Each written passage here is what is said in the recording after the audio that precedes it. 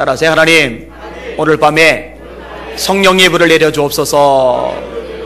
옆 사람 축복하며 선포해 주세요. 성령의 능력으로 세상 이기십시오.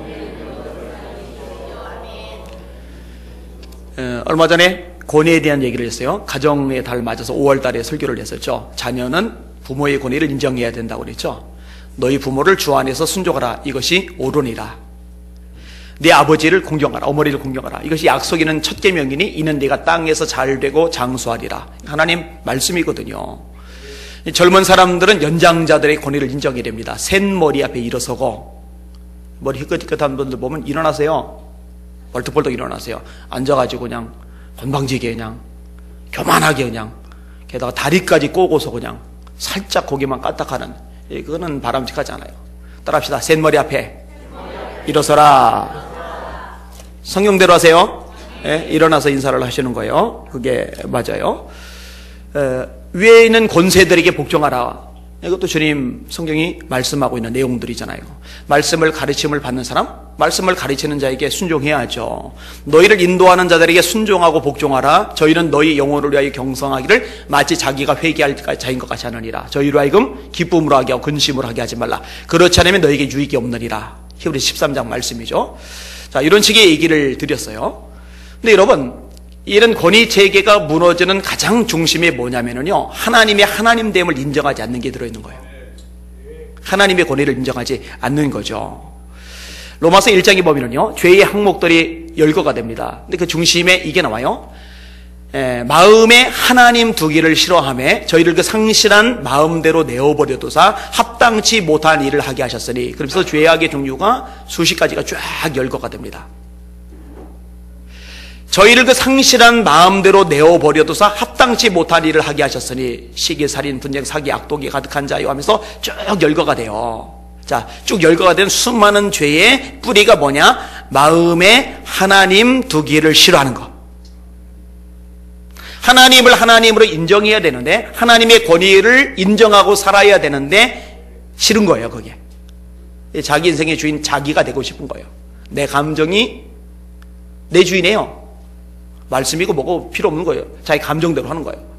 말씀이고 뭐고 필요한 거예요. 자기 경험대로 하는 거예요. 말씀이고 뭐고 필요 없는 거예요. 자기 생각대로 하는 거예요. 자기 그동안 배운 교육대로 하는 거예요. 그거 잘못된 거예요. 거기서 모든 모든 죄들이 싹이 돋아서 자라기 시작하는 거예요. 하나님을 하나님으로 인정해야 되는데, 하나님만이 주님이셔야 되는데 온갖 잡동사니들이 인생의 주인 노릇을 하고 있거든요. 자, 하나님의 권위를 인정하지 않는 사람, 당연히 하나님의 아들의 권위, 예수님의 권위도 인정하지 않겠죠. 그게 이제 비극이고 불행이죠. 그리고 이제 안타깝게도 교회 안에도 이런 사람들이 많이 있다는 게 교회가 맥이 빠진 요인이죠. 여기는 여러분들은 하나님이 세우신 권위, 그리고 무엇보다 하나님의 권위를 철저하게 인정하실 수 있기를 주님의 이름으로 축원합니다. 오늘 본문의 내용, 그 아들에게 입맞추라. 아주 특특한 제목이죠. 그 아들에게 입맞추라. 하나님을 하나님으로, 하나님의 아들을 하나님의 아들로 인정하고 그 앞에 엎드려 경배하라. 그런 의미를 지니고 있는 겁니다. 설교 제목 따라합시다. 그 아들에게 입맞추라. 다시 한번, 그 아들에게 입맞추라. 오늘 본문의 내용, 미리 구조를 말씀드리면은, 세상 권세들이 하나님에 대해서 보이는 반응, 그 반응에 대해서 하나님이 또 나타내시는 반응. 그런데 이런 세상의 반응과 달리 하나님을 섬기는 그럼 우리들은 어떤 반응을 보여야 되는가? 이런 구조로 정리가 될 수가 있어요. 첫 번째, 이 세상이 하나님께 보이는 반응입니다. 자, 말씀을 같이 한번 보겠습니다. 1절, 2절, 3절 시작. 어찌하여 이방 나라들이 분노하며 민족들이 헛된 일을 꾸미는가? 세상의 군왕들이 나서며 관원들이 서로 꾀하여 여호와와 그의 기름 부음 받은 자를 대적하며 우리가 그들의 맨 것을 끊고 그의 결박을 벗어버리자 하는도다. 아멘. 어찌하여 이방 나라들이 분노하며 민족들이 헛된 일을 꾸미는가? 이 시편이 써질 당시에 이방 나라들은 어떤 나라들이 있어요? 아는 대로 한번 읊어보세요. 읊어보세요. 이방 나라 어떤 나라들이 있어요? 예? 일본? 아람, 모압, 암몬, 에돔, 블레셋, 이런 등등의 나라들이에요. 이런 등등의 나라들. 이 나라들이요, 하나님이 세운 이스라엘을 향해서 도전하는 것, 그것을 1차적으로 묘사하는 거고요. 넓게는요, 이 세상 나라들이, 세상 권세들이 하나님을 향해서 도전하고 거역하는 것, 그런 것을 묘사하고 있는 겁니다. 자, 도전하고 거역만 하는 게 아니라 이 하나님의 손에서, 하나님의 통치에서 벗어나려고 그래요. 세상의 군왕들이 나서며 관원들이 서로 꾀하여 여호와와 그의 기름 부음 받은 자를 대적하며 우리가 그들의 맨 것을 끊고 그의 결박을 벗어버리자 하는도다. 이 군왕들, 관원들 같은 개념들이에요. 권력자들을 말하는 건데요. 이들이 하나님을 대적하고 하나님이 기름 부어 세운 자를 대적하는 거예요. 그리고 그 통치와 다스림에서 벗어나려고 발버둥을 치는 거예요. 여러분, 왜 벗어나려고 할까요? 멋대로 살고 싶으니까, 내키는 대로 살고 싶으니까. 그죠?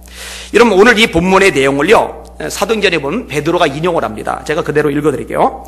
사도들이 노임에 그 동료에게 가서 제사장들과 장로들의 말을 다 알리니 그들이 듣고 한 마음으로 하나님께 소리를 높여 이르되, 대주제여, 천지와 바다와 그 가운데 만물을 지은 이시여, 또 주의 종 우리 조상 다윗의 입을 통하여 성령으로 말씀하시기를 어찌하여 열방이 분노하며 민족들이 허사를 경영하는고 세상의 군왕들이 나서며 관리들이 함께 모여 주와 그의 그리스도를 대적하도다 하시니로소이다.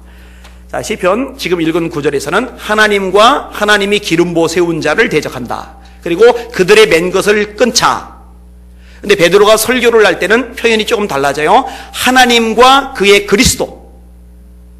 근데 그건 틀린 게 아닙니다. 기름 부음을 받은 자, 그게 곧 그리스도입니다. 예수님을 말하는 겁니다. 그래서 기름 부음을 받은 자가 히라보로는 그리스도이고 히브리어로는 메시아입니다. 원래 구약에서는 왕, 선지자, 제사장에게 기름을 부어서 그 직분을 감당하게 만드는데 예수님이 세 가지 역할을 다 감당하십니다. 예수님이 다시 오리란 그 선지자예요. 거기서 그 선지자는 단수입니다. 그 다음에 예수님은 제사장입니다. 제사장인데 대제사장입니다. 이것을 강력하게 증명하는 성경이 히브리서입니다. 그래서 구약의 제사장들과 대비해서 대제사장이신 예수님은 자기를 위해서 번제를 드릴 필요가 없고 또 여럿일 필요가 없고 양으로 제사 드리지 않고 자기의 몸으로 제사를 드리며 반복적으로 제사를 드리지 않고 단번에 제사를 드린다. 우리에게 이와 같은 대제사장이 계시니 곧 그리스도다 라고 이야기를 해주고 계시는 거예요. 그 다음에 예수님은 왕이십니다. 그래서 동방의 박사들이 별을 보고 예루살렘에 왔을 때 유대인의 왕으로 나시니가 어디 계시냐, 우리가 동방에서 그의 별을 보고 그에게 경배하러 왔노라 이렇게 말하잖아요. 예수님은 왕이 되시는 거예요. 영원한 왕이 되시는 거예요. 오리란 그 선지자, 그리고 대제사장, 그리고 왕이세요. 이것을 기름 부어서 세우는데 예수님이 바로 그렇게 기름 부어 세워진 그리스도, 히브리어로는 메시아이신 겁니다. 그러니까 기름 부음 받은 자라고 시편 2편에 예언되어 있는데 왜 베드로가 그의 그리스도라고 잘못하느냐? 아니요, 같은 얘기예요. 같은 얘기를 말하는 거예요. 이 본문의 내용을 그대로 인용을 한 거예요. 자, 이 당시에 예수님을 대적하는 권세자들이죠. 그들에 대한 언급이 나옵니다. 과연 헤롯과 본디오는 이방인과 이스라엘 백성과 합세하여 하나님께서 기름 부으신 거룩한 종 예수를 거슬러 하나님의 권능과 뜻대로 이루려고 예정하신 그것을 행하려고 이 성에 모였나이다. 베드로의 관념에서요, 헤롯이 또 본디오 빌라도가 이 세상의 권력자들이 예수 믿는 사람들을 박해하고 교회를 힘들게 만드는 건 하나님의 손에서 벗어난 돌발적인 아주 우연한 사건이 아니라 성경에 약속한 대로 하나님의 말씀대로 이루어지는 과정일 뿐이라는 것, 그것을 고백하는 겁니다. 할렐루야.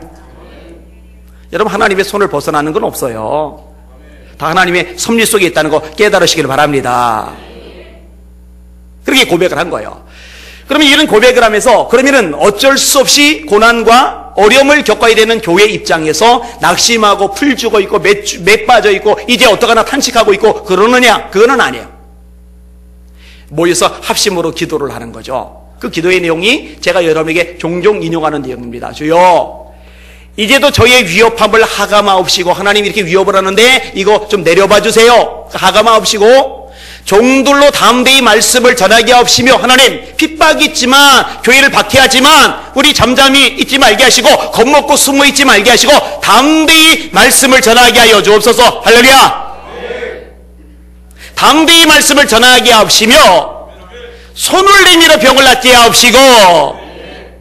이것도 이제 기도 제목이죠. 예수님이 약속하셨으니까 믿는 자들에게는 이런 표적이 따르리니 곧 저희가 내 이름으로 귀신을 쫓아내며 새 방언을 말하며 뱀을 집으며 무슨 독을 마실지라도 해를 받지 않으며 병든 사람에게 손을 얹은즉 나으리라.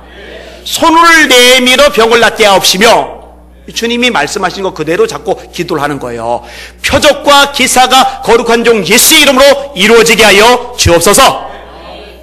이게 사도행전 4장 내용이죠. 31절 결론이 뭐예요? 빌기를 다음에 모인 곳이 진동하더니 협박받은 성도들이 모여서 막 부르짖어 기도하는 통성으로 기도하는 거예요. 그랬더니 막 자리가 진동한 거예요. 아, 이거 우리에게 일어났으면 좋겠어요. 이게 아멘 소리 보니까 안 일어나게 생겼어요. 우리에게 일어났으면 좋겠어요. 정말 하나님의 영이 성령의 바람이 얼마나 강력하게 임하는지 이 공간이 이 자리가 진동하는 거예요. 막 이런 기독교 부흥의 역사요, 이런 진동의 역사들이 있었어요. 조나단 에드워즈 목사님의 부흥운동 때도 있었고요. 있으면 좋겠어요. 모인 곳이 진동하더니 무리가 다 성령이 충만하여. 이 구절 제가 막 늘 가슴에 와닿는 구절인데 몇 사람 목회자 그 다음에 기도 좀 열심히 하는 권사님들 몇 사람, 그게 아니라 무리가 다 성령이 충만하여, 무리가 다 성령이 충만하여 담대히 하나님의 말씀을 전하니라. 우리에게 그런 게 되시기를 예수님의 이름으로 축원합니다. 그렇죠? 우리가 다 성령이 충만해야죠.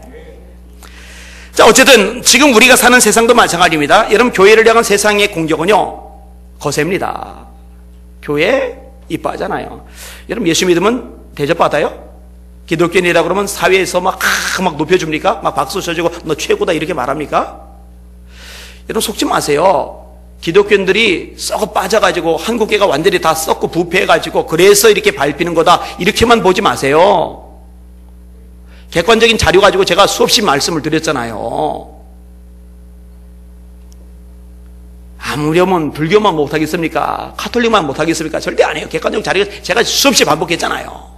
그런데 이렇게 미움을 받는 게 정상이에요. 예수님이 제자를 보고 이렇게 말합니다. 너희가 세상에 속하였다면 세상이 자기의 것들을 사랑하였을 것이나 너희는 세상에서 세상에 속하지 않고 내게 속한 자인 거로 세상이 너희를 미워하느니라. 이런 영적인 측면도 분명히 있다는 거 깨달으시기를 바랍니다. 그리고 여러분, 예수님이 재림하실 무렵이라면요 이런 현상은 점점 세질 겁니다. 보세요. 점점 세질 겁니다. 그러니까 정신 바짝 차리고 신앙생활 잘 하셔야 됩니다. 영적으로 무장하셔서 악한 영들과 싸워 이길 수 있는 능력자들 되셔야 합니다. 안 그러면은요 이 거센 이 세상의 공격적인 바람 앞에서요 신앙 다 나가 떨어질 겁니다. 지금도 벌써 그런 사람들 생기고 있어요. 우리가 이제 그런 시대를 살아가고 있어요. 예수님도 마태복음 24장에 그런 징조를 예고하셨잖아요. 자, 세상은 하나님을 대적해요. 하나님의 기름 부으신 자 예수 그리스도를 대적해요. 하나님의 공동체를 박해하려 들어요. 자, 이것을 보시는 하나님의 반응은 뭐냐? 자, 말씀 볼게요. 4절에서 9절까지 읽겠습니다. 시작. 하늘에 계신 이가 웃으시며 주께서 그들을 비웃으시리로다. 그대의 불을 바라며 진노하사 그들을 놀라게 하여 이르시기를 내가 나의 왕을 내 거룩한 산 시온에 세웠다 하시리로다. 내가 여호와의 명령을 전하노라. 여호와께서 내게 이르시되 너는 내 아들이라. 이방 나라를 네 유업으로 주리니 네 소유가 땅끝까지 이르리로다. 내가 철장으로 그들을 깨뜨리며 질그릇같이 부수리라 하시도다. 첫 번째 반응이 뭐냐면 비웃으시는 거예요. 하늘에 계신 이가 웃으심이요. 앞에 것만 보면 뭐 좋은 일이 있으신가? 근데 그게 아니에요. 주께서 그들을 비웃으시리로다. 자, 여러분들이 이제 누구하고 좀 싸움을 해야 돼, 싸움을. 그런데 조폭들, 아주 건장한 체격 가진 사람들 대여섯 명이 막 달려들었어요. 그러면 싸우면 안 돼요. 도망가야죠. 근데 이제 나랑 비슷한 또래의 어떤 사람이다. 그러면 이제 한번 해볼 만해요. 근데 한 고등학생 정도 된다. 아니다, 고등학생도 요즘 세구나. 뭘 집어 던질지 모르고 뭘 찌를지 모르니까 좀 위험해요. 중학생. 아니다, 중학생 때문에 북한이 쳐들어오지 못할 정도니까 중학생도 건너뛰어야겠다. 초등학생? 네. 자, 아무튼 나보다 약한 사람이면 해본만 할 겁니다. 그런데 자, 아이리가 제신이 보고 한번 붙어보자고 돈 비는 거예요. 저기 우장로님 손자 성진이가 제신이 보고 제신이 오빠 그렇게 부르더라고요. 엄마가 제신이 오빠라고 부르는데 엄마가 부르는 걸 듣더니 자기도 제신이 오빠라고 불러요. 성진이가 제신이 보고 나를 한번 붙어보자 그래요. 이러면은요 화나요. 씩씩거릴 것도 없어요. 피식하고 웃습니다. 아이고 가짜다, 웃긴다. 그런 의미로 이해하시면 됩니다. 이런 군왕들이요, 권세자들이요, 나라들이요, 하나님을 대적하는 거요, 그리스도를 대적하는 거요, 하나님 편에서 바라볼 때는 웃기는 거요, 가짜는 거요. 주께서 그들을 비웃으시리로다. 지금은 이제 몰랐겠지만 소련이라는 나라가 있었죠. 소비에트 연방공화국. 그래서 지금의 독립된 수많은 나라들을 다 가장 점령해가지고 한 나라로 만들었어요. 그래서 냉전시대라고 그랬죠. 미국과 소련을 중심으로 전 세계가 쪼개진 거예요. 민주주의 진영과 공산주의 진영과. 이 소비에트 연방공화국, 소련이 시작되면서요, 얼마나 기독교인들을 박했습니까? 그리고 얼마나 큰 소리 쳤습니까? 이런 공산주의의 뿌리는 무신론입니다. 무신론이에요. 무신론일 수밖에 없는 게 그 사상의 기초가 유물론이거든요. 유물론이라는 건 뭐냐면은 모든 것의 기초가 물질이라는, 물질. 모든 것의 핵심이 물질이라는, 물질. 거기는 하나님의 자리가 있을 수가 없어요. 물질이니까. 물질이 중요한 거니까. 유물론, 무신론, 공산주의 다 연결이 되어 있어요. 하나님 죽었다, 하나님 없다, 큰 소리 치던 아주 대표적인 나라 있는데 올해도 못 갔더라고요. 70년 만에 해체돼서 70년 만에. 큰 소리 쳐봐야 별거 없어요. 이런 구약시대에 하나님을 대적하는 가장 강력한 나라 중에 하나가 바벨론입니다. 이 바벨론 왕이 느부갓네살, 성경 이름, 세계사 이름 느부카드네자르가 예루살렘 성전을 무너뜨립니다. 이 명령을 수행했던 장군이 느부사라단입니다. 여러분, 예루살렘 성전이 완전히 무너져 버렸을 때 이스라엘 백성들이 실망을 했어요. 헷갈리는 거예요. 우리 신 여호와보다 이 바벨론의 신 마루둑이 더 센 건가? 근데 그게 아니에요. 그게 아닌 걸 밝히는 선지자들이 있죠. 그게 에스겔, 예레미야 등등의 선지자들이죠. 하나님이 힘이 없어서 맥이 빠져서 무능력해서 바벨론에게 이스라엘이 넘어가게 하신 것이 아니라 하나님께 거역하고 불순종하고 죄짓고 타락하고 음란하고 우상 숭배하고 하나님을 하나님으로 인정하지 않는 하나님의 백성인데 전혀 하나님의 백성답지 않은 그들, 그렇기 때문에 하나님이 심판으로 예루살렘을 멸망시키신다고 예언을 하게 하셨잖아요. 예레미야가 그 예언 때문에 미움을 산 거죠. 매국노 취급을 당한 거죠. 싸우지도 말라고, 대항하지도 말라고, 바벨론에 멸망당하는 것은 하나님의 뜻이라고. 그러니 누가 좋아해요? 너무 미움을 받으니까 고통스러워서 탄식한 거죠. 나의 생일이 저주를 받았다면, 나의 어미가 나를 생산하던 날이 복이 없었다면, 나의 아비에게 소식을 전하여 이르기를 내가 생남하였다여 내 아비를 즐겁게 하던 자가 저주를 받았다면, 그리고 아침에는 부르짖는 소리, 그 사람은 여호와께서 회파하시고 후회하지 아니하신 성읍같이 되었다면, 그리고 아침에는 부르짖는 소리, 낮에는 떠드는 소리를 듣게 하였다면, 이는 그가 하나님이 나를 태에서 죽이지 아니하셨으며 내 어미로 내 무덤이 되게 하지 아니하셨으며 그 배로 항상 부르게 하지 아니하신 연고로다. 내가 어찌하여 태어나서 고생과 슬픔을 보며 나의 날을 수욕으로 보내는고? 내가 왜 태어났을까? 내가 왜 태어났을까? 엄마 뱃속에서 죽어서 유산되고 낙태돼서 이 세상 이 험한 꼴 안 봤으면 참 좋았을 텐데 내가 왜 태어났을까? 너무 힘드니까. 이 바벨론에 의한 심판을 예언해서 미움 사서 그런 일을 겪은 거예요. 이런 예레미야가 동시에 예레미야 29장에 예언하잖아요. 바벨론에서 70년이 차면 내가 너희들을 돌보고 나의 선한 말을 너희에게 성취하여 너희로 이 땅에 돌아오게 하리라. 이것은 여호와의 말씀이리라. 그리고 70년이 찼잖아요. 70년이 차니까 어떤 일이 생겼느냐. 자, 예루살렘 멸망시키고 예루살렘 성전 다 작살내고 큰 소리치던 이 느부갓네살. 내가 성경 읽어봐요. 내가 그 소리 반복되잖아요. 그런데요, 70년 만에 이 바벨론이 메데 파사 연합군에 의해서 박살이 나버려요. 그리고 파사왕 고레스, 세계사 이름 키루스에 의해서 칙령이 내려집니다. 그 칙령이 역대하 마지막 에스라 첫 부분에 나옵니다. 너희들 유대 땅으로 돌아가도 좋다. 그래서 그 명령이 떨어진과 동시에 유대 땅으로 귀환하기 시작하죠. 이 귀환한 무리들의 리더가 학개, 스가랴, 말라기, 예수와 스룹바벨 이런 등등의 구약 인물들이거든요. 느헤미야까지 포함해서. 이렇게 정확하게 돌아올 때가 언제냐? 예레미야가 예언대로 70년 만이거든요. 할렐루야. 그러니까 느부갓네살 왕이 사람들 보기에 무시무시한 왕이죠. 하나님 보시기에는요, 아무것도 아니에요.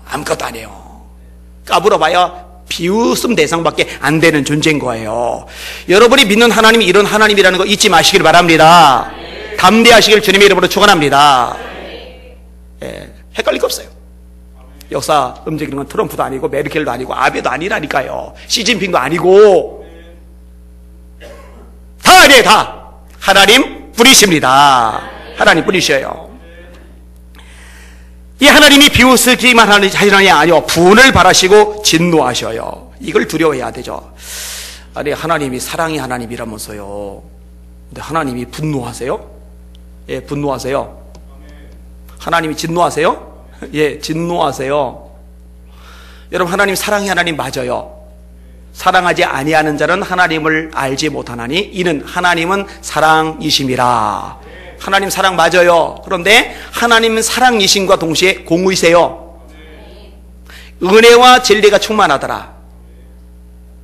은혜가 많다 보면은 진리가 엉망이 되고, 진리가 확고부동하다 보면은 은혜가 깨져요. 사랑을 열심히 실천하다 보면 공의가 무너지고, 공의만 너무 강조하다 보면 사랑이 깨져요. 그런데 하나님은 은혜와 진리가 다 충만해요. 사랑과 공의가 다 충만하셔요. 한치도 비는 구석이 없으셔요. 근데 현대 교인들은요, 사랑 쪽에만 너무 관심을 기울이고 여기에만 너무 기울어져 있어서 이 공의 쪽을 놓쳐요. 그래서 하나님의 진노에 대해서, 하나님의 분노에 대해서 자각이 없어요. 다시 말해 두려움이 없어요. 다시 말해 경외가 없어요. 따라합시다. 여호와를 경외하는 것이 지혜의 근본이다. 여러분에게 그 경외심이 있길 바랍니다. 그 경외가 뭐예요? 하나님을 두려워하는 거죠. 여러분, 예수님도요, 하나님을 아버지라 부르시지만 동시에 이 하나님이 얼마나 두려운 분인지 명확하게 가르칩니다. 이렇게 말씀하세요. 몸은 죽여도 영혼은 능히 멸하지 못하는 사람을 두려워하지 말고 오직 너희 몸과 영혼을 능히 지옥에 멸하실 수 있는 그를 두려워해라. 참새 2마리가 한 아사리온에 팔리는 것이 아니냐? 그러나 너희 천부께서 허락하지 아니하시면 그 하나라도 땅에 떨어지지 아니하느니라. 너희는 너희 머리털까지 세신 바 되었나니 두려워하지 말라. 너희는 많은 참새보다 귀하니라. 사람 두려워하지 말고 하나님은 두려워하래요. 예수님이 직접 가르친 거예요. 질문, 여러분 하나님 두려워하세요? 해야 돼요. 근데 하나님 두려운 게 없어요. 이게 예전에 박영진 목사님이 예수 전도단 어떤 리더가 찬양 인도하던 얘기를 저한테 전달을 해줬어요. 깜짝 놀랐는데 그 찬양 인도하던 그 친구가 앞에 나서 찬양 인도하다 말고, 여러분 우리 하나님 참 귀엽지 않으세요? 그랬대요. 제가 그 얘기 듣고 쇼크를 받았어요. 정신 나간 놈입니다. 찬양 리더 빼야 돼요. 어디 하나님 보고 귀엽다고 그래요? 아니에요. 자비와 긍휼이 많으시지만 두려워함으로 그 앞에 서야 될 공의의 하나님이라는 것, 이것도 기억하시는 여러분들 되시기를 주님의 이름으로 축원합니다. 이게 명확해야 돼요. 자, 이 하나님, 비웃으신 하나님, 진노하시고 분노하신 하나님, 이 하나님께서 세우신 분이 있어요. 이 앞에는 이제 기름 부음 받은 자라는 표현 나오는데 이 뒤에는요 왕을 세웠다라고 그래요. 왕을. 내가 나의 왕을 내 거룩한 산 시온에 세웠다. 이 왕은 하나님이 낳은 아들이에요. 내가 여호와의 명령을 전하노라. 여호와께서 내게 이르시되 너는 내 아들이라. 오늘 내가 너를 낳았도다. 이게 1차적으로는 왕 다윗 왕조를 가리키는 것이고, 그리고 더 깊이 영적으로 들어가면은 예수 그리스도를 가리키는 겁니다. 아까도 얘기했죠. 예수님은 왕이십니다. 예수님은 왕이시면서 하나님이 낳으신 하나님의 아들이십니다. 이 구절을 히브리서에서 인용을 하죠. 내용이 길지만 제가 중요하니까 그냥 읽어드릴게요. 그러므로 이제 내 종 다윗에게 이와 같이 말하라. 이거 건너뛸게요. 그냥. 옛적의 선지자들을 통하여 여러 부분과 여러 모양으로 우리 조상들에게 말씀하신 하나님이 이 마지막 날에 아들을 통하여 우리에게 말씀하셨으니 이 아들을 만유의 상속자로 세우시고 또 그로 말미암아 모든 세계를 지으셨느니라. 아들을 통해 세계를 지으셨대요. 이 아들이 창조자라는 얘기죠. 요한복음 1장 내용하고 아주 정확하게 연결이 됩니다. 이는 하나님의 영광의 광채시요 그 본체의 형상이시라. 그의 능력의 말씀으로 만물을 붙드시며 죄를 정결하게 하는 일을 하시고 높은 곳에 계신 지극히 크신 이의 우편에 앉으셨느니라. 그가 천사보다 훨씬 뛰어남은 그들보다 더욱 아름다운 이름을 기업으로 얻으시니 하나님이 어느 때의 천사 중 누구에게 너는 내 아들이라. 오늘 내가 너를 낳았다 하셨으며 또 다시 나는 그에게 아버지가 되고 그는 내게 아들이 되리라 하셨느냐. 설명을 좀 할게요. 히브리서는요, 그 당시 히브리 사람들이 굉장히 중요시 여기는 세 가지 대상을 언급합니다. 하나는 제사장, 하나는 천사, 하나는 모세. 제사장보다 위대하신 거 아까 설명을 드렸고요. 천사보다 위대하신 거 지금 읽은 구절이 나오는데 천사 중에 그 누구에게 너는 내 아들이다, 내가 너를 낳았다 이렇게 말씀하신 적이 없어요. 오직 예수님에게만 그 말씀을 하신 겁니다. 그 다음에 이제 모세인데 이 모세는 하나님의 집 맡은 사환으로서 충성을 했고 예수님은 그 집의 주인으로서 충성을 하셨고, 모세도 충성을 했고 예수님도 충성을 하셨는데 결정적인 차이가 뭐냐? 모세는 종으로 충성을 한 것이고 예수님은 주인으로서 충성을 하신 겁니다. 그래서 히브리서는요 이걸 증명하는 거예요. 너희들 모세 존경하지 모세보다 예수님이 크시오. 너희들 천사들 대단하다고 생각하지 천사들보다 예수님이 크시오. 너희들 제사장들 존경하고 대단하다고 인정하지 우리 예수님 그 제사장보다 크신 분이시오. 그래서 히브리 사람들에게 가장 위대하신 예수님을 소개하는 성경이 히브리서예요. 그래서 이름도 히브리서인 겁니다. 그 중에 한 부분이 뭐냐? 천사들에게는 너는 내 아들이라, 내가 너를 낳았다, 이 말씀 안 하셨다는 거예요. 이 말씀은 누구에게만 하셨느냐? 예수님에게만 하셨다는 겁니다. 할렐루야. 예수님은 왕이시면서 아들이세요. 하나님이 낳으신 분이세요. 독생자이십니다. 자, 이런 얘기를 하면서 그러면 세우신 왕, 이 아들 그리스도가 하는 일이 뭐냐? 내게 구하라. 내가 이방 나라를 네 유업으로 주리니 네 소유가 땅끝까지 이르리로다. 네가 철장으로 그들을 깨트리며 질그릇까지 부수리라 하시도다. 잘 보세요. 이 문맥의 구조를 여러분이 이해하실 필요가 있는데, 자, 세상 나라 권세자들 건방 떨어요. 막 큰 소리 빵빵 치고 도전하고 대적해요. 하나님이 내려다보시면서 비웃으셔요. 진노하세요. 분노하세요. 그리고 예수님을 세우시는데 예수님 보고 말씀하는 거예요. 네가 구하면 이 모든 나라 다 너에게 주마. 세상의 수많은 나라들이 큰 소리치고 잘난 척하고 대적하고 도전하지만 결국 이 모든 것의 주인은 예수님 한 분뿐이십니다. 이게 느부갓네살 왕이 꾸었던 꿈, 그 꿈을 해석해 준 다니엘의 해석. 금머리, 은과 팔은 은, 팔과 가슴은 은, 이 배와 넓적다리는 동, 종아리는 철, 발은 흑과 철. 근데 사람의 손으로 떠이지 않은 돌 하나가 날아서 이 신상을 쳐서 가루로 만들고 이 돌은 점점 커져서 세상에 가득해지고, 이게 세상의 모든 나라들이 예수 그리스도에서 박살나고 결국 모든 것이 그리스도 그분에게 들어가게 된다. 이 다음 구절하고도 연결돼요. 질그릇 깨트리듯이 깨트린다. 이 심판을 말하는 거예요. 그러면 이해가 되시죠? 세상은 하나님께 도전하지만 하나님은 결국 심판하실 거예요, 세상을요. 그리고 예수 그리스도 그분만 영광을 받으시게 만드시는 거예요.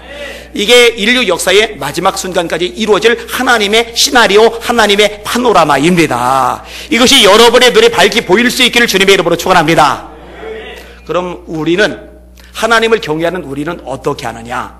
자, 뒷부분 좀 설명하고 정리를 할게요. 자, 10절 말씀 읽겠습니다.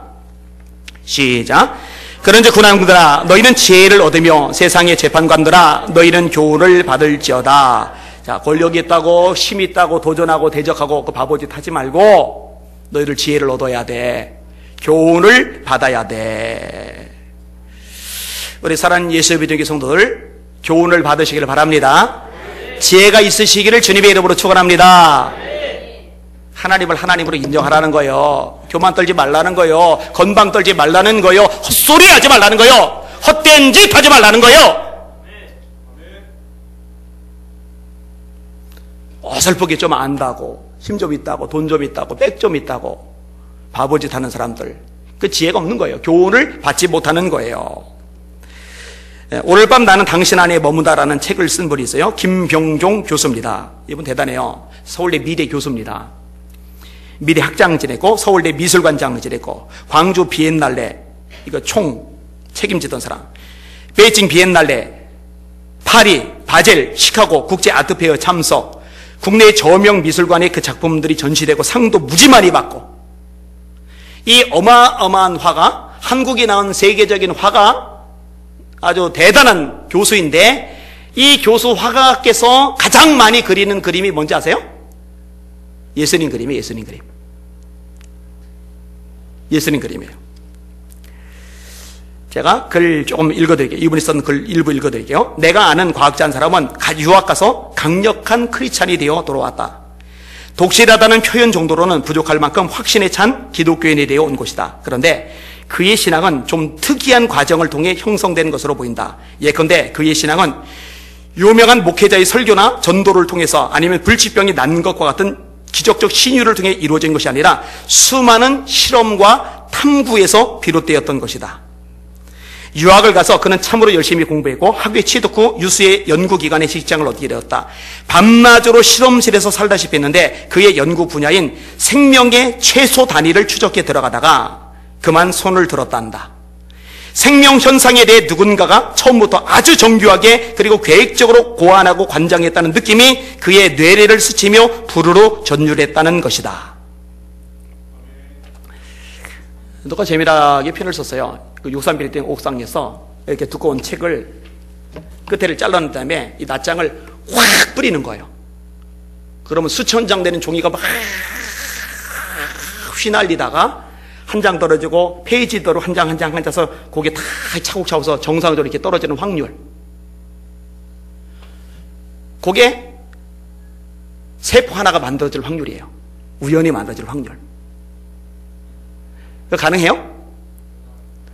우리 몸? 이게 우연히? 여러분 진화론은 핵심이 우연입니다. 우연. 지금 뭐 그 얘기 할 시간 없으니까 넘어갈게요.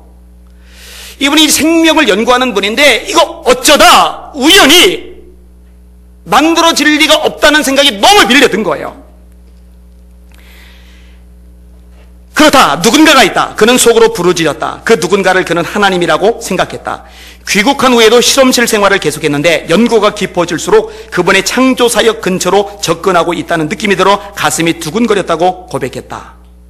성실한 실험과 연구로 마침내 깊은 신앙에 도달한 그 과학자와는 다르지만 나 역시, 이 화가 자기에게요, 이 교수님에게요, 나 역시 카리브해의 고요한 바다 앞에서 비슷한 경험을 했다. 평소 불성실하기 짝이 없는 예배자인 나도 그 신비한 바다색 앞에서 무릎을 꿇고 싶은 심정이었던 것이다. 손가락으로 물감을 풀어 누군가가 일시에 12가지 느낌으로 빚어낸 듯한 청옥색 바다 앞에서 나도 성서의 인물들처럼 다만 주여 나는 죄인입니다 하고 속으로 부르짖을 수밖에 없는 심정이었던 것이다. 그 신비한 색깔의 절대적인 아름다움 앞에 한없이 초라하고 무력해지는 그 느낌은 화가 임내하고 돌아다녀본 자가 아니면 느낄 수 없으리라. 어느 해에 그 황홀한 물빛을 대면하며 속으로 부르짖었던 주님 당신이십니까 하는 물음이 내 못난 화폭 위에 떨어지는 순간만은 예배 드릴 때와 비슷한 느낌이 들었다. 그 세계 각 지역에 자기 작품이 전시될 만큼 대단한 화가가 왜 예수님을 가장 많이 그리느냐. 이번의 삶 속에서 예수님의 존재는요 너무나 크고 위대하고 부인할래야 부인할 수 없는 절대적인 존재로 다가와 버렸거든요. 이게 지혜예요. 이게 지혜. 그래서 시편 14편에 보면은 어리석은 자는 그 마음에 이르기를 하나님이 없다 하도다. 세상에서 가장 멍청이, 가장 어리석은 자가 누구냐? 공부를 많이 해도 박사학위가 여러 개 있어도 존경을 받고 언론의 조명 때문에 세계적으로 유명한 사람이 되었다 하더라도 하나님 없다. 그 어리석은 자예요. 하나님이 계심을 아는 것, 이게 지혜의 근본인 줄 깨달으시길 바랍니다. 이 지혜를 배워야 돼요. 이 교훈을 받아야 돼요. 또 하나가 있어요. 따라합시다. 여호와를 경외하며 섬기고 떨며 즐거워할지어다. 여러분, 하나님을 섬기실 수 있기를 주님의 이름으로 축원합니다. 그 섬김의 중심에 뭐가 있는 거예요? 거기 예배가 있는 거예요. 그래서 예배자가 교회 안에 있어야 돼요. 그게 정상이에요. 그게 하나님을 제대로 아는 사람의 기본이에요. 기본 베이직. 고차원이 아니라 기본 베이직이란 말이에요. 그게 기본이에요. 기본. 그런데 뒷부분에 보니까 떨며 즐거워하라. 이 말도 안 되는 말이 나와요. 아니, 즐거우면 즐거운 거고 떨면 떠는 거지, 떨고 즐거운 게 어떻게 동시적으로 가능한가? 여러분, 바들바들 떨면서 기뻐 미친 거 아니에요 이거? 왜 어떻게 가능한가? 여러분, 이게요 하나님 앞에서만 가능한 거예요. 경외란 말, 그 두려움이죠. 떠는 거요. 누미노제란 말, 영광. 하나님이요 무서워서 공포 때문에 떠는 게 아니라 너무 크신 거예요. 막 너무 엄청나신 거예요. 여러분, 기도하다가 그런 느낌 안 받아요? 저 막 기도하다가 막 그냥 납작 엎드리고 싶을, 너무 그 임재하심 앞에, 너무 그 위대하심 앞에, 그 엄청난 크기 앞에 그냥 완전히 엎어지는, 떠는 거예요. 그걸 말하는 거예요. 떨며. 그런데 하나님이 임재하셨기에, 성령이 함께 하시기에 이 마음속에 기쁨이 샘솟 솟아나는 거예요. 소망이 넘쳐나는 거예요. 이 동시적인 사건, 떨며 즐거워할지어다. 하나님의 임재 앞에서 진짜 예배를 드리는 삶이 이루어질 때 비로소 경험하는 그 체험을 이야기하는 거거든요. 여러분, 우리 예수 비전교회가 이런 예배 드릴 수 있기를 원합니다. 정말 하나님이 여기 계시다는 거, 그 충만하심이 느껴져요? 이걸 느껴야 돼요. 이걸 경험해야 돼요. 그러면은요 목사가 잔소리할 이유가 없어요. 이유가, 제가 가지 마세요, 어떻게 이런 유치한 얘기를 꺼낼 수 있겠어요? 그죠? 미리 와서 기도 준비하세요, 어떻게 그런 얘기를 꺼낼 수 있겠어요? 그죠? 옆 사람 볼 것도 없고 주변 교정할 것도 없고 왔다 갔다 할 것도 없고, 하나님이 여기 충만하신데, 여기 임재하신데, 너무 크고 놀라우신데, 그분 앞에 떠는데 어디 당신데 다른데 한눈을 팔아요? 못 팔아요. 그리고 우리 속에 묶여있던 모든 굴레들은 끊어지면서 본원적인 근본적인 기쁨이 샘솟듯 솟아나기 시작하는 거거든요. 떨며 즐거워할지어다. 아멘. 결론적으로 하시는 말씀이 뭐냐? 따라합시다. 그의 아들에게 입맞추라. 기름 부으신 자, 왕, 하나님이 낳으신 그분에게 입맞추라. 여러분, 구약 배경에서 발에 입맞추는 건 복종이고 손에 입맞추는 것은 경외를 표시를 해요. 하나님의 아들 예수, 그분이 어떤 분인지를 깨닫고 그분 앞에 복종하며 예배하며 경배하라. 그 얘기로 결론을 내릴 수가 있는 겁니다. 우리 예수의 비전기 안에 예수 그리스도 그분께 입맞추는 진짜 예배자들이 가득하시기를 주님의 이름으로 축원합니다. 설교 제목 따라합시다. 그 아들에게 입맞추라. 아멘. 하나님,